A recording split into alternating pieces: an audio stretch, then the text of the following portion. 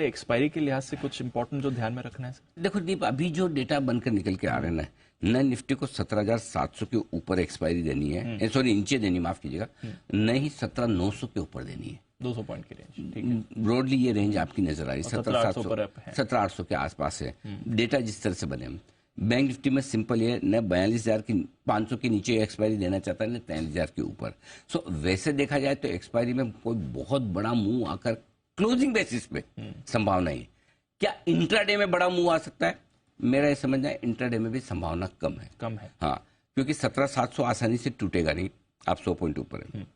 17,900 आसानी से पार होगा नहीं। तो 100 पॉइंट ऊपर 100 पॉइंट नीचे कोई एक्सपायरी के दिन आप बड़ा मानते कि नहीं मानते हो, आपके ऊपर। Correct sir. सही बात है ना। हाँ। 100 ऊपर 100 नीचे मैं बड़ा नहीं मानता, उसके बाहर निकलने के चांसेस कम है।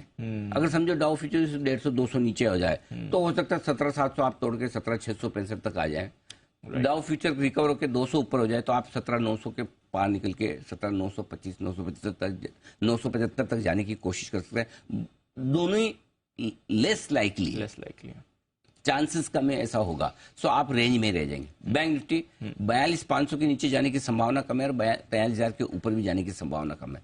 फर्ज करें अगर कुछ हो गया ऐसा कि 42,500 तोड़कर आप नीचे टिकते हैं तो नीचे 42,275 42,375 इतना मजबूत सपोर्ट है, जितना चाहिए उतना, यानी कि 200-225 पॉइंट से नीचे की ज्यादा की रिस्क नहीं है। 43,000 पार करके टिक गए तो 43,150 43,250 परफेक्ट रुकावट की रेंज है। सो आई डोंट थिंक कि इस रेंज के बाहर निकलेगा भी, और निकला तो भी 200 पॉइंट का मूव बैंक निफ्टी में दोनों तरफ गिन लीजिए, निफ्टी में 50-75 पॉइंट का मूव गिन लीजिए, दैट्स इट। सो उतना होना नहीं है। सो एक्सपायरी के दिन बहुत ज्यादा स्ट्रेस लेने की जरूरत नहीं है कि ग्लोबल है तो बहुत खराब हो जाएंगे या कल की तरफ बढ़ गए तो बहुत बढ़ जाएंगे। आई थिंक ऐसा कुछ नहीं होगा। लग तो नहीं रहा, डेटा तो एकदम स्टेबल है। और आजकल एक चीज और है कि एक्सपायरी के वक्त अब एक सीरीज में एक स्ट्राइक प्राइस पे 2-2 करोड़ शेयर खड़े हो जाते हैं। सो लिक्विडिटी बहुत है।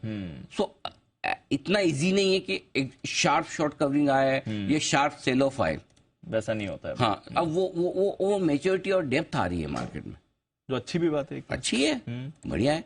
डीप मार्केट हो गया। आप मार्केट की कम्यू से पैसा नहीं बना सकते, राइट। आपको अपने व्यू से पैसा बनाना पड़ेगा और वही होना चाहिए, बिल्कुल।